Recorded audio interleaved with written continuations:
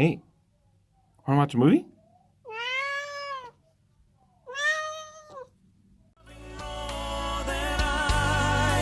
Simply call my name as friend.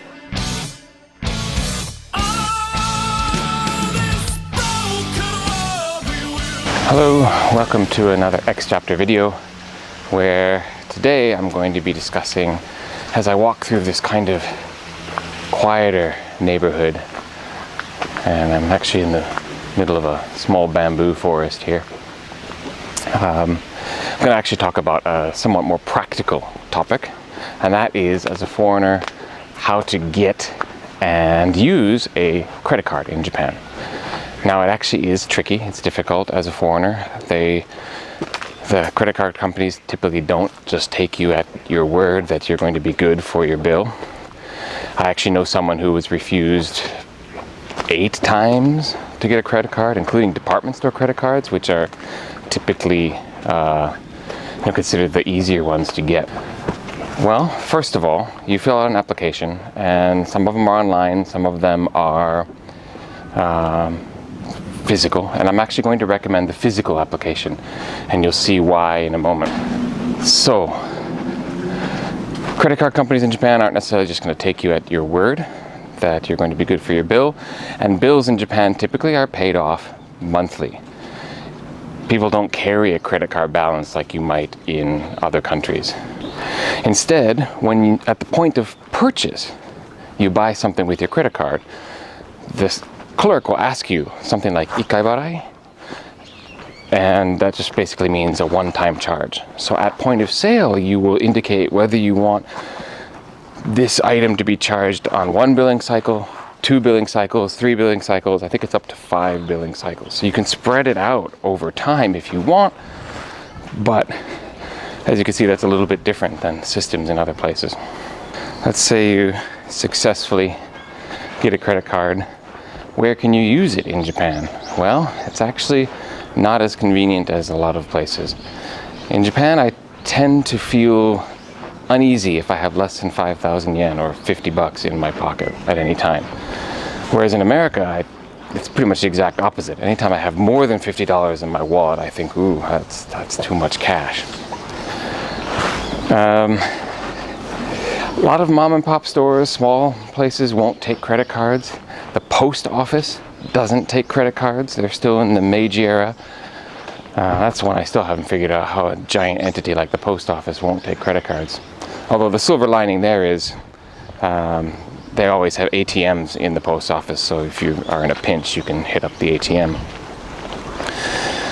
Clinics typically don't take credit card. Larger hospitals will, but I actually just had a doctor's appointment a few days ago, and they wouldn't take a card.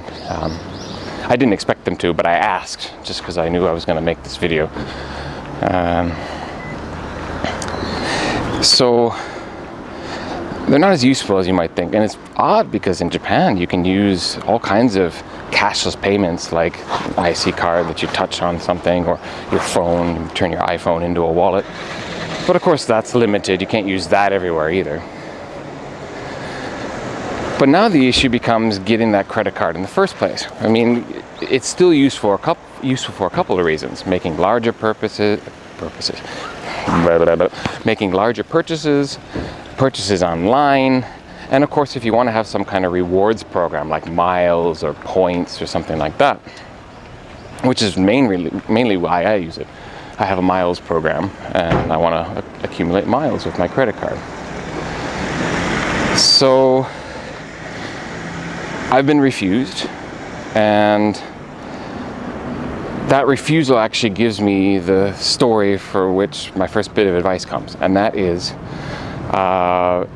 if you are refused for a credit card like a MasterCard or a Visa, maybe opt for the Japanese company JCB instead.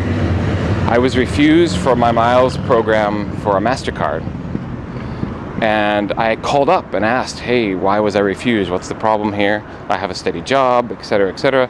And they said, well, we can't tell you our policies for acceptance or not. But then the woman very helpfully said, if you apply for the JCB card instead of the MasterCard, you'll probably get it. And she was right, I did. I reapplied. This time indicated I wanted the JCB, and that's what I got. So, JCB in hand, I was now a happy credit card holder in Japan, and I've been using that same card ever since. It's pretty much still my main card. The second big piece of advice is, and the reason why I said make a physical application rather than online, is you could pretty much fill in anything you want in regards to your income on those forms. And I don't think they actually have a way, they're not calling up your business to ask if that's really your salary or not. So one bit of advice I picked up along the way, and I actually used with my most recent credit card, and what I did just to ensure that I would get accepted, which I was, I actually included a copy of my monthly pay statement so that they could see the kind of employee I was and the kind of money I was making. And I've heard of other people doing this and having that same success where they didn't have the success. Because being a foreigner with the possibility of not paying it back your bill is a strike against you. A lot of foreigners get refused cards here. So if you send your pay slip along, a copy I would recommend, then you're more likely to be accepted. So that's pretty much it. That's the practical advice of how to get the card. You know, marry it with a point system, that a loyalty rewards program that is more likely to want you to be on board with them. If you can't get a MasterCard or Visa, get a JCB. And then the final tip is send proof of income. The forms don't ask for it. You don't have to, and if you aren't comfortable doing that, don't do it, but it will make it more likely you will be able to get that card. Okay, hope this was informative. If you have more questions that I might be able to help with, please comment below. If you like this video, please hit the like button, subscribe if you want to see more content, and until next time, thank you for watching.